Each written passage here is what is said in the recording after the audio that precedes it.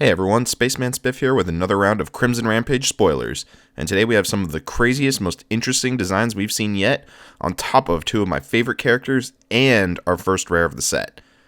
Let's get into the cards. Our first character up today is Sara II. The first Sara was a card that was always just barely on the cusp of competitive viability, so let's see if our new version can take him over that edge. Sara II is a 6 hand size, 26 health character, and this time he's dropped the Void symbol in favor of Air, a change I'm really excited for as I want to see what disruptive cards he brings to my favorite symbol. He has two abilities: Enhance your attack, discard one card from your rival's card pool, your attack gets +3 speed, draw one card, and Enhance twice per turn, commit one foundation, your rival commits one foundation. That second ability is basically just defensive stun, and it's really good on defense.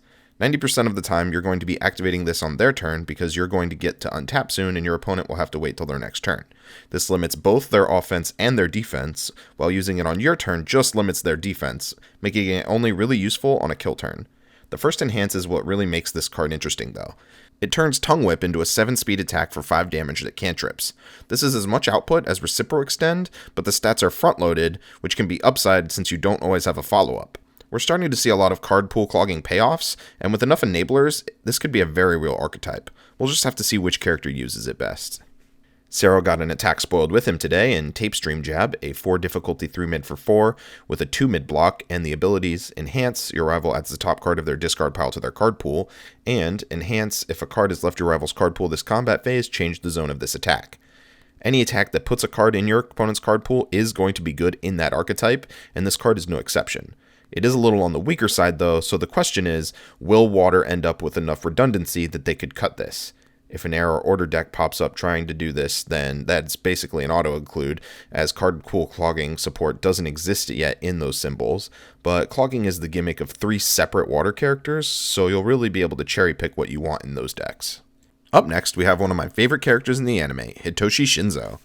Shinzo is a 7 hand size, 19 health character on the symbols All, Order, and Void. Very similar stats to Eraserhead, surely that's just a coincidence.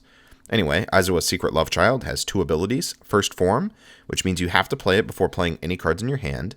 Name an attack zone. Attacks that match that named zone get +2 speed for the rest of the combat phase. Noticeably, this isn't triggered from playing attacks, so if the attack zone on your attack changes, you can gain and lose this speed bonus. His second ability is Response. Once per turn, after your rival's attack resolves, reveal 1 random card from their hand.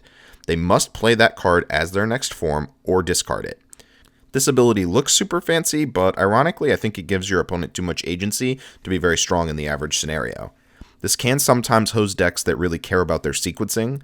Hitting Recipro Burst or a combo attack at an awkward time can be really good, but the opponent always gets to choose the option that's best for them. I do like the direction that Shinzo is going here though. Discard is very strong, and if he gets enough ways to force discard or make discarding a card more unappealing for your opponent, then this could be a very powerful character. My guess is that Jasko used a lighter touch on this character and his support cards because discard as an archetype has the potential to be very oppressive or unfun for the target. We'll find out when the full spoiler drops. Shinzo's foundation, Unexpected Hero, is a 2 difficulty foundation with a 3 low block, and I just need to say that I absolutely hate the stat block. They're hard to play outside of turn 1, and they're bad as blocks. Some amount of these are necessary in any deck, but they'd better have a real strong effect to be worth the 2-drop slot. Let's see if this one makes the cut. Unexpected Hero has the abilities Response Commit. After your rival discards a card during the combat phase, draw 1 card, and Enhance Flip. This attack gets -3 speed and +3 damage. I don't know about you guys, but I really don't like putting my opponent in control of my card draw. Most of the time, your opponent decides when or if they're going to discard, so the card draw effect is a little unreliable, especially since you have to commit it to use it.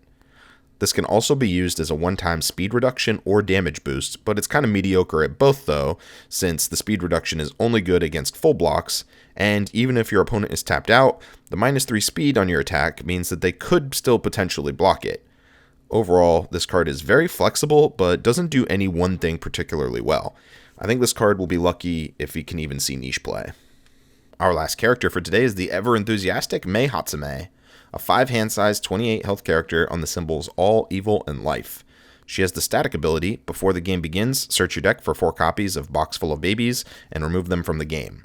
She has the First Form ability, build 1 copy of Box Full of Babies from your removed from the game pile, and Enhance, flip 1 foundation. Your tech or weapon attack gets +1 damage for each asset in your stage.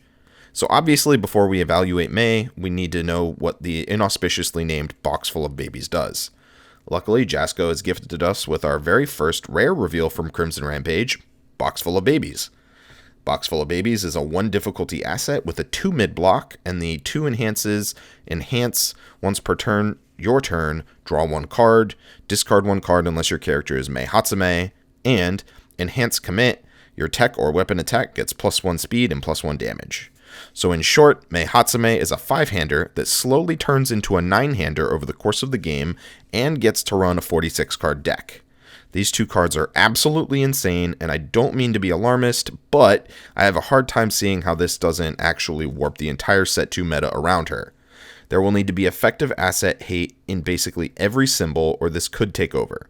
That being said, I love how flavorful the design is, and she looks so much fun to play. Start of game effects are risky designs that can lead to repetitive play patterns, but so far Eraserhead hasn't been an issue, so I'll trust that Jasco knows what they're doing. Also, for sure this is going to tank my win rate, as I deck myself every other game playing a 46 card deck with a 9-hander. And that brings us to the end of our Crimson Rampage spoilers for today. It's crazy to think that we've only seen common and uncommon cards spoiled so far, and this has definitely been the best bunch so far. It makes me really excited to see what future cards are going to bring. We haven't even seen any ultra rares yet, and we've only had 1 rare. So I'll be putting out more videos as more spoilers come out, and thanks for watching.